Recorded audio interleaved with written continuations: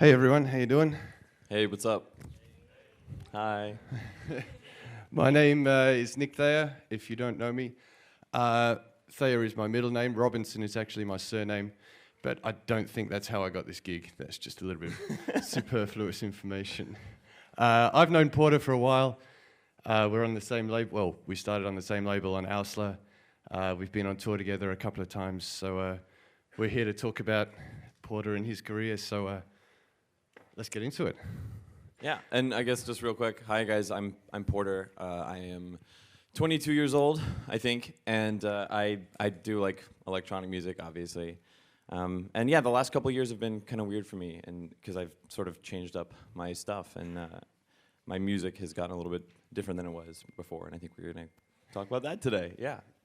So we're talking about changing the game. So let's start at the start. What does changing the game mean to you? I mean, I guess to me, changing the game is something that I think that in the best way it happens kind of inadvertently. I think it happens with artists who come out and do something that's really kind of sincere and authentic. And I think that like the more effortful you are about kind of changing the game, the less likely it is to happen. I think that like the best subversion kind of happens naturally. And I mean, I guess to take an artist who I'm sure will be referenced a bajillion times during this conference, you talk about Flume, who comes in and to New York and sells out like 4 nights consecutively, whereas DJs in the DJ Mag Top 100, several of them have no chance of doing that ever. So I feel like part of the way to success, if that's how you look at it, is I think that artists can either try to jump on the latest bandwagon and just knock it out of the park, or, and I think this is the better way, is to try to do something that really stands out. And I think that having an identity is really critical to that. So, I don't know, I think that just to kind of bring it back to this notion of changing the game, I had people asking me like, did you want to change the like EDM scene? And in a way, I almost don't even want to be seen as a representative of the EDM scene, because I don't want to create this bandwagon that people want to like jump on, and I think it's way more important to me to have an identity and to yeah. So when you say the EDM scene, is that what we're referring to as the game in this context? Is that how you see that? I mean, I think that I was definitely seen as a flag bearer of the EDM scene, one, because I'm American, and I think two, because I was doing a lot of like DJing and playing crazy electro bangers for a very long time. So you did feel at one stage you were a part of the game? Yeah, absolutely. But in some ways, I kind of feel like I chanced into it, because I don't think there really was a game when I started writing like electro. So this happened like, I guess a little bit of background, like 4 or 5 years ago. I was 18 years old, 17, 18 years old, living in my parents' house in North Carolina, which is where I still live, and writing just like crazy electro house, because I think that my philosophy at the time, I really valued production value and this notion of putting a ton of effort into every song and putting like 500, 600 hours into every track. That's how I measured quality at the time. I think that that's changed a lot for me lately. But at the time, I was really into just blowing out the effort on every single song. And I had no aspirations of being like a successful touring DJ or musician or whatever. Because I don't think that was a career path that people really lusted after in the U.S. 4 or 5 years ago. It wasn't this thing that people could just do. And I had a song that happened to do real good on Beatport, and it was like a #1. And then I did a couple of DJ shows, and that whole thing went really well for me. But I guess I point that out to say that I never had this dream of being like, I want to like hustle and like become this successful DJ and like tell people to listen to my SoundCloud and stuff. I really wasn't like that at the time. In a way, I didn't really have much in terms of artistic aspiration either. That's the other side of it. Since I chanced into it, I didn't have any sense of art direction. I had no idea what I wanted my music to stand for. And I think that's, I guess we'll get to this eventually, but that's after 2 or 3 years of touring and DJing, like, electro in this career that was kind of unexpected, totally amazing. It was an absolute privilege to do that at all, but I was surprised by it. That's where I think some of the some of the kind of angst came in, and I was like, I want to start making music that's more songwriting oriented and not at all meant for DJs. And just before we move on from this concept of the game, do you think that that is necessarily a bad thing, that there is this concept of the game and people who play it, and that that is a sort of machine that sort of churns stuff out? Well, I don't think I really admire hustle. I really don't. I don't think that that's something that is cool to me. But maybe that stems from a place of having been really fortunate. But I also think that it can be counterproductive. I really think that like knocking down people's doors and trying to shove your mixtape in their face is the opposite of what impresses and inspires people. And I think more often than not, the artists who are really doing super well aren't doing it by jumping on the latest bandwagon, but by coming out with a really novel, awesome thing that no one has heard before. Yeah.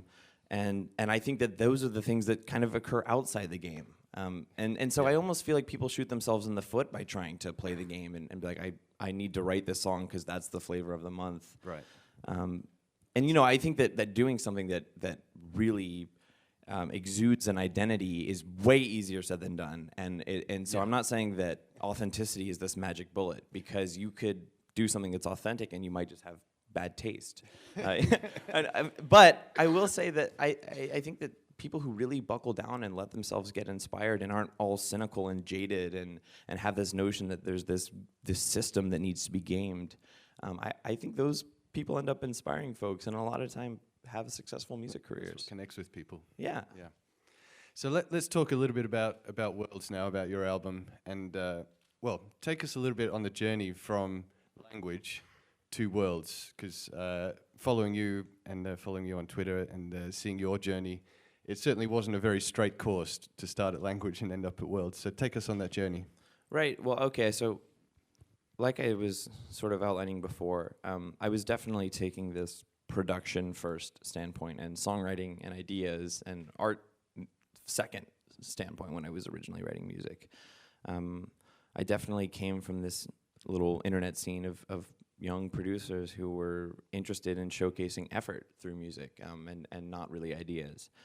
And that was what was inspiring to me at the time, hearing music that just oozed with like, how did he do that, and that was what was super impressive to me back then. And that electro house at the time, like electro house 4 or 5 years ago, I don't know if you guys remember what that sounded like, but it doesn't sound like 128 BPM music today.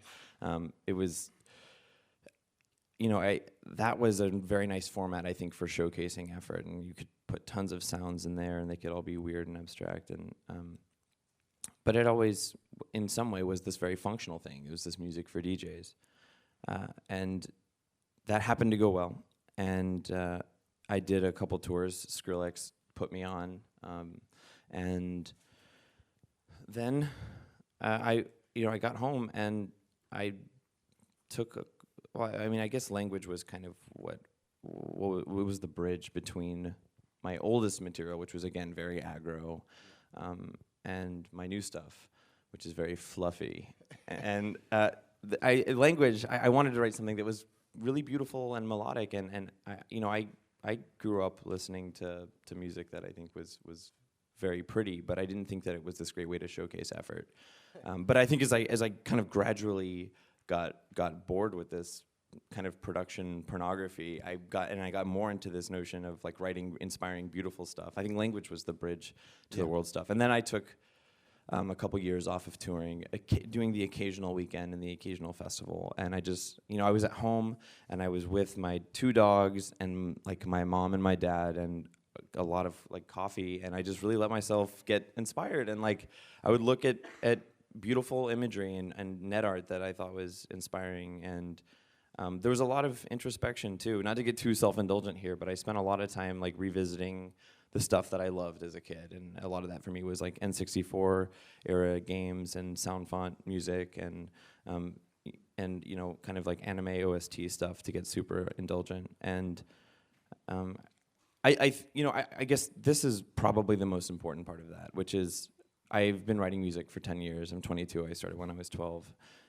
And I think that there was definitely a point for me when I was not excited to write music anymore, and that was Right. about 2 or 3 years after starting to write this very functional music for DJs. Yeah.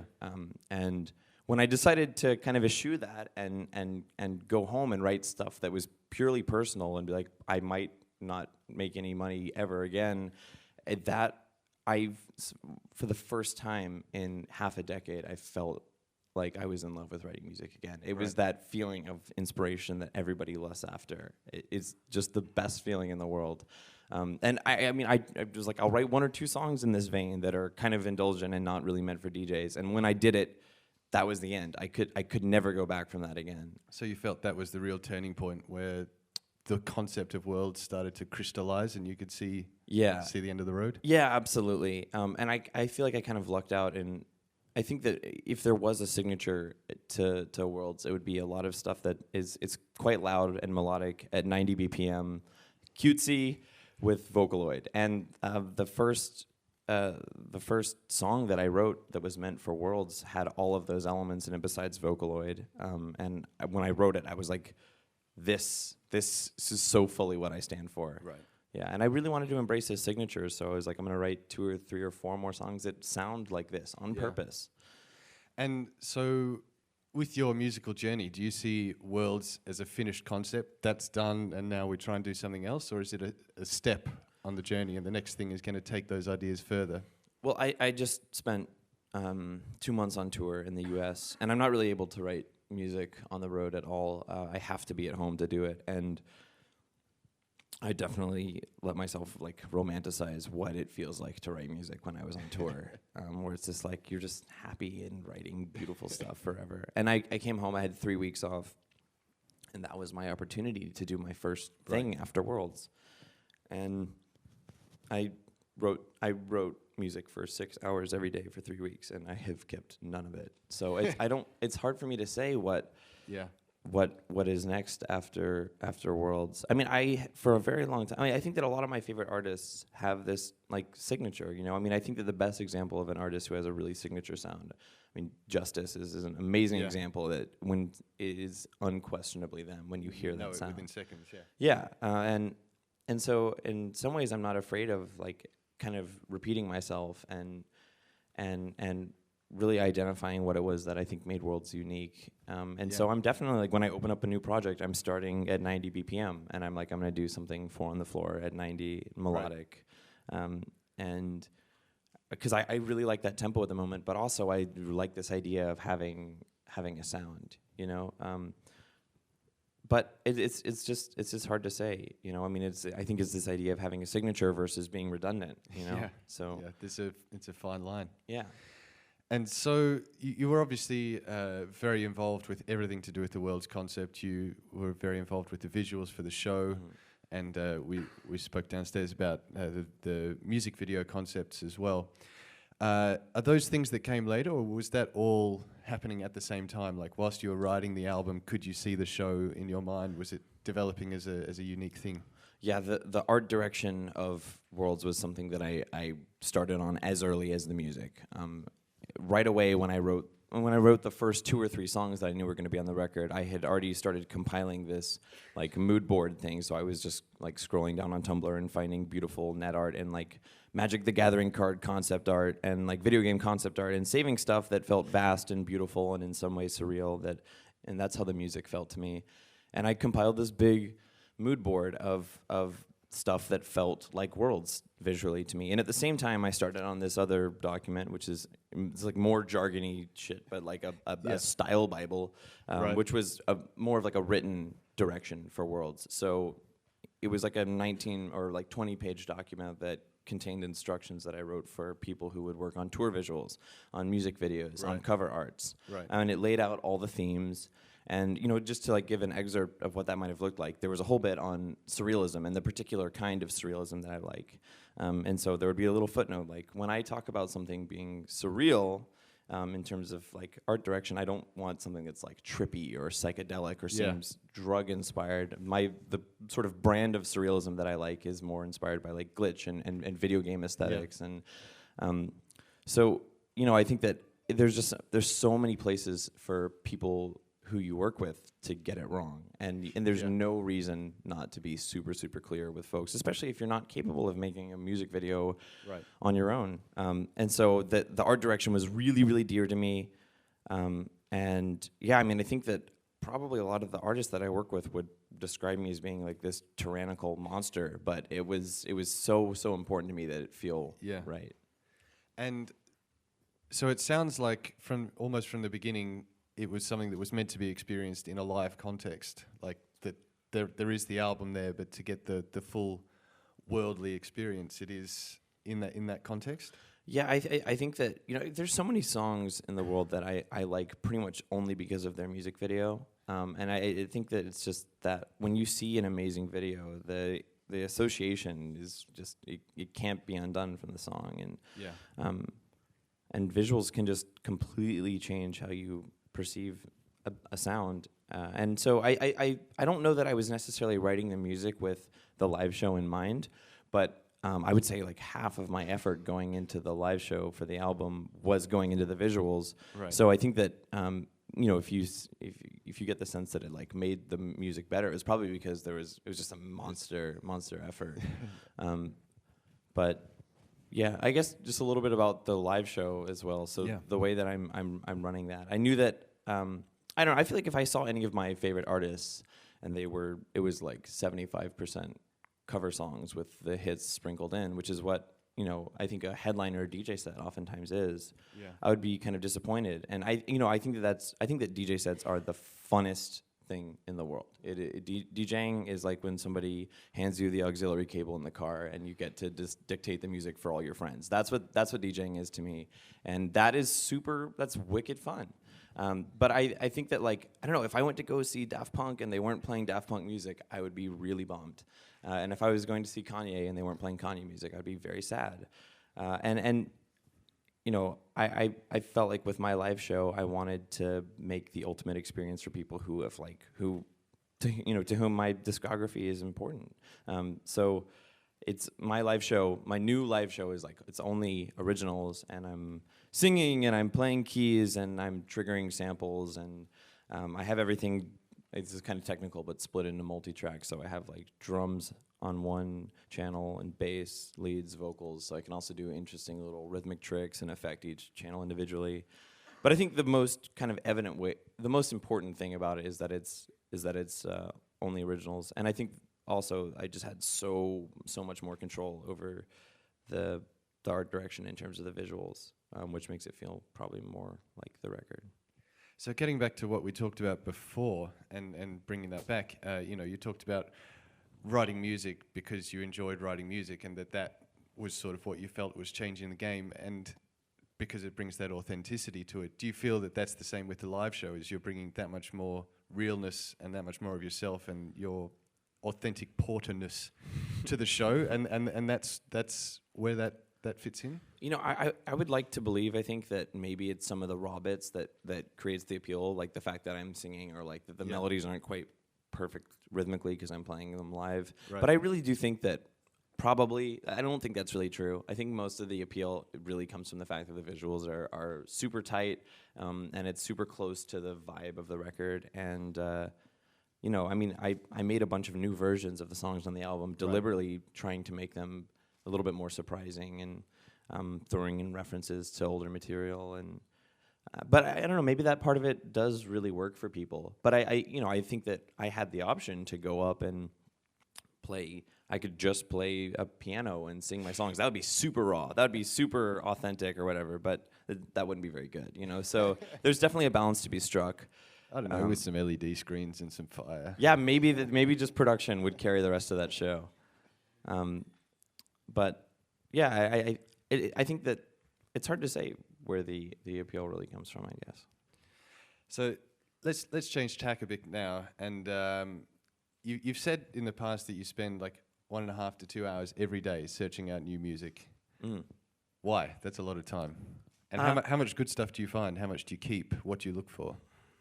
You know, I almost see this as something that's kind of separate from like Porter Robinson music and the stuff that I like, my live show and the music that I write. I have a SoundCloud that's dedicated to following every top 100 DJ and then some.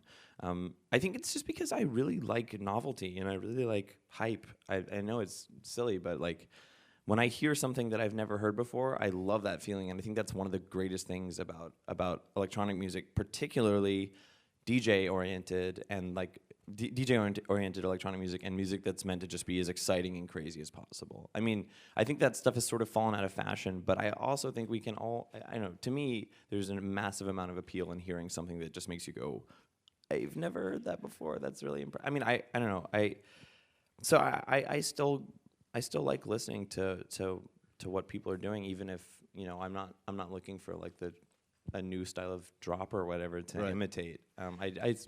I think it's just fun, and I also think it's interesting to kind of see the broader trends within electronic music and to see what people are feeling recently.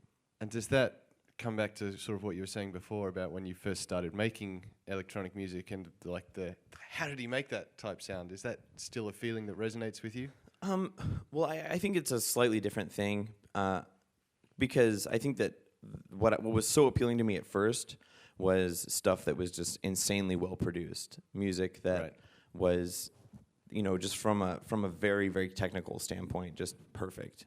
And I think the stuff that really shocks me now, especially like the electronic music now that I hear that really like makes me go ooh, is it's not always perfectly produced because it's usually from somebody who's like under the age of 20 and is trying to do something different.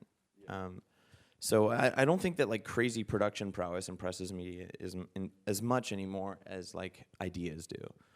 And what sort of ideas do you look for? Is it a novelty, or is it execution, or is it both of those things put together? I know we were talking in Perth about being on the flight with Sonny. Yeah. And I think it's definitely. I know this word has a negative connotation, but I really do think it's about. I think it's about novelty. And I think that novelty is really, really cool and exciting, and I would not be that mad at a music scene where everyone is constantly trying to come up with something that's novel and has never been heard before, even if it's totally ephemeral and everyone's going to jump on it and do the same thing for the next 2 months. I prefer that to stagnation, I think.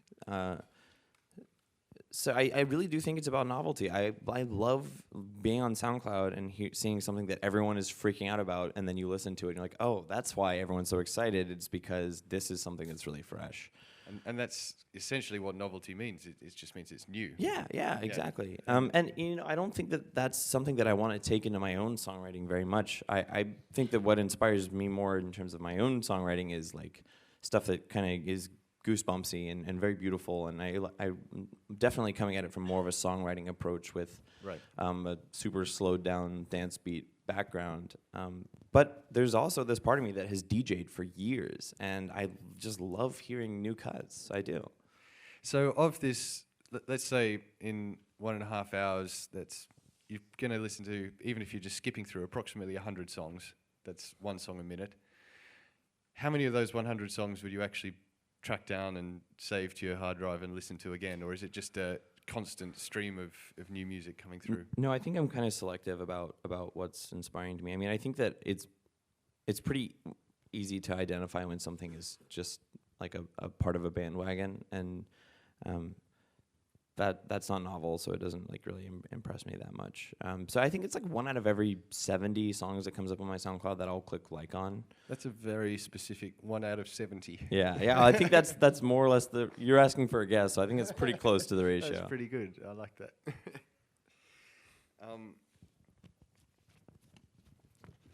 So you have a close relationship with Madion as well. Yeah. And you guys both came into electronic music through quite a different route to everybody else. I think a lot of people who are into electronic music came into it through being in a club and then thinking, I'd like to delve into this more. But you guys both sort of discovered it alone in a bedroom. Yeah. So Madion and I, we've known each other since he was like 12 and I was 15. We were on the same internet forum, and we were just sending music back and forth, and we have had, I think, very kind of similar trajectories. We both decided to start producing 128 BPM 4 on the floor music at around the same year, and we were sending it to each other constantly. We were really inspired by Wolfgang Gardner at the time, and I think that he definitely approached it from more of like a, characteristically like French sound, and I think at the time I was channeling more like progressive house and trance stuff, but we both kind of had a moment of blowing up, and I think that it was, we aged at the same rate as everyone does, and we both, I think, had very similar careers in terms of how well we were doing, and it was around the same time that we both were like rethinking our own projects. And do you think that you seem to both sort of exist outside the game? You sort of both seem to try and do things like you were saying, that's a bit different, that's a bit more authentic. Do you think that maybe comes from the way that you discovered electronic music to begin with, and that it was a very personal discovery? Well, I don't know that I necessarily, I think the stuff that I was doing 2 or 3 years ago was not outside the game at all. I think it was very much in the game, and I think his stuff was as well, to be honest. I mean, here's kind of how I think that the fact that we both were babies and never in clubs and just writing music out of our bedrooms was an asset at first in a major way, because at the time that we both kind of had our moment where everything was popping off, like Dutch house was the big sound back then, and I think that anybody who was really trying to make it probably would have attempted to make some Dutch house, and so many people did. A lot. But we weren't DJing, and we didn't really know what worked, and I think that was an asset both in terms of how we approached writing music and in terms of the performances. I think one of the things that helped my sets stand out at first, and I think this is kind of a much maligned approach now, but like mixing really quickly. I think that was not nearly as commonplace in electro 4 or 5 years ago, where guys were playing the intros and outros to tracks, and I never did that. I would be like, like a minute and a half and done. Which I think helped my sets stand out at first. Same thing with Marian. We took a really similar approach in that way. Brings a huge amount of energy when there's that much turnover in tunes. Yeah, I think so. And I guess you can take that as you will, but like, it definitely helped us at first. And I think that being outsiders in that way was definitely an asset. But I would say over the next 2 or 3 years, we were not outsiders. We were insiders, and we were totally part of, what you would call like EDM or whatever. Yeah. And I think that's why it was important to me to like stop touring and when I was writing Worlds, I was not listening to music. By the way, I was listening to music, but I was listening to the music that I grew up with. Right. So getting back onto that as well, you mentioned obviously the N64 sounds and the M83. Where do you see the line between being inspired by something and imitating something?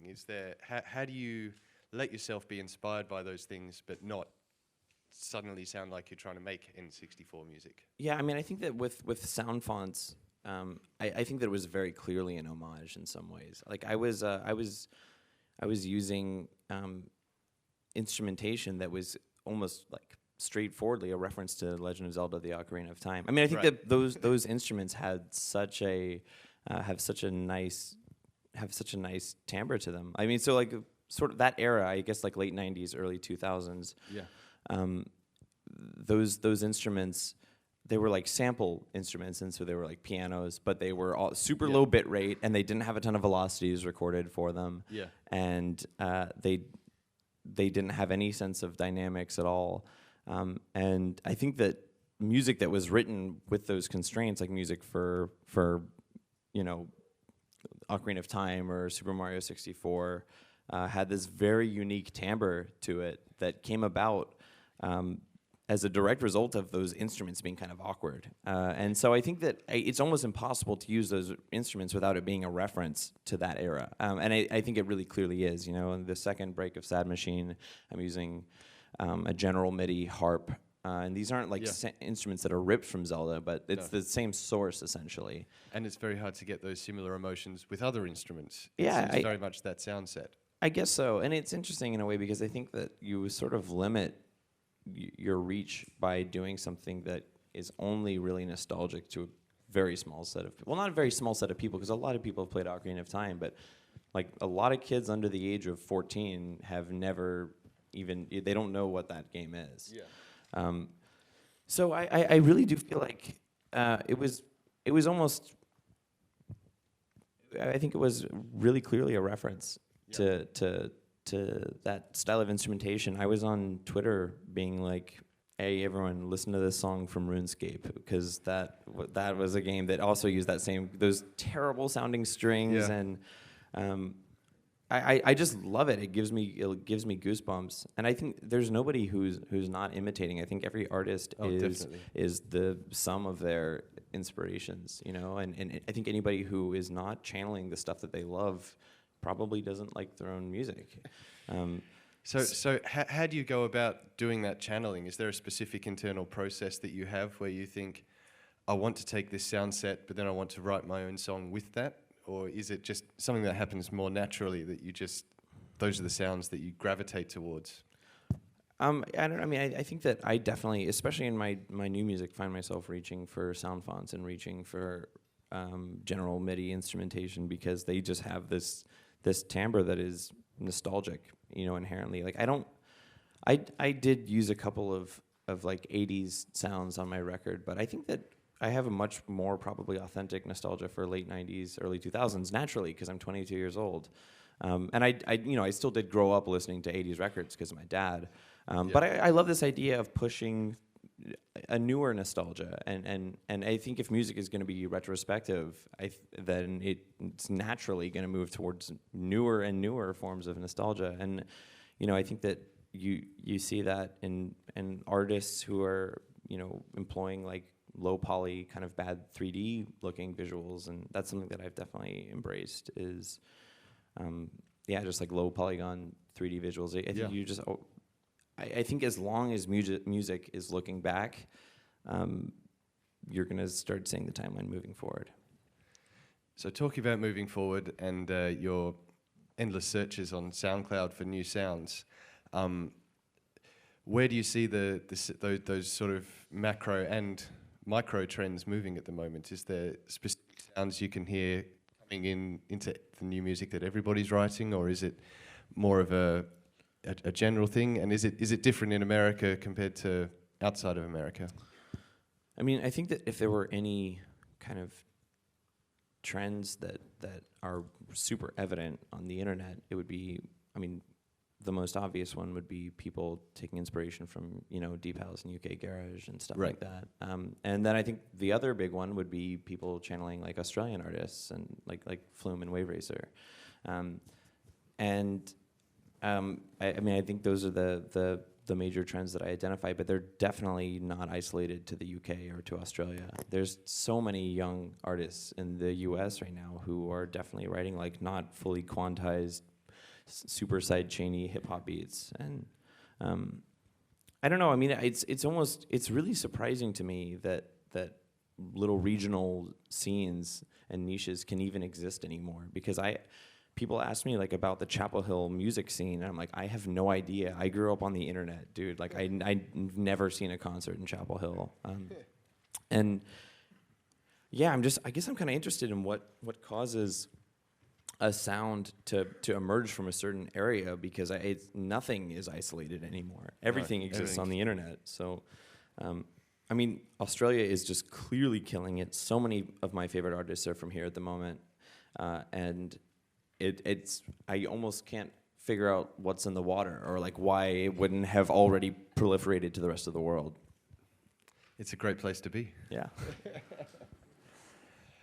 Right, I think we're going to open it up for some questions now. I'm sure many of you have some questions for Porter, so put your hand up. Yep, right here. Oh, we have a mic coming. Do you want to do beatboxing whilst we get the mic, Porter? There we go. Just here at the front. Hey, are you going to release live versions of your world tour sounds?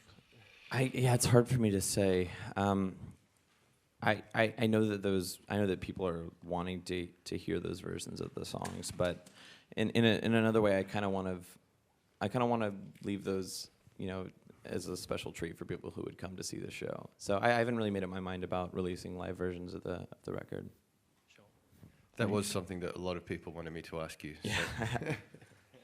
So. Anyone else got a question for Porter? Right at the front here. If you had the opportunity, would you write a score for a video game? You know, the one game that I really, really wanted to write a score for in recent history was No Man's Sky, which is this, it's this beautiful procedurally generated planet exploration game, which thematically is just so much my taste. I've been sort of talking to those guys. But I think that game is far enough in its development that something like that's out of the question. But I would love to score stuff, and I think more than that, I would also love to commission Flash or Unity games around my own music, just to further like develop the vibe. Could you see a video game version of Worlds?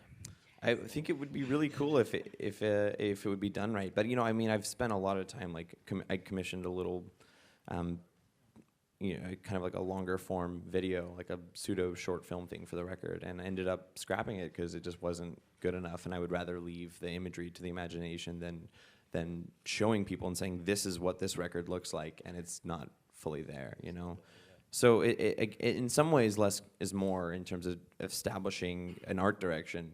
If you show people too much, they can sort of start to see how sausage is made a little bit. Oh wait, actually, I recently got called out in an Australian interview for using the expression "how sausage is made." Is that not? You guys don't use that?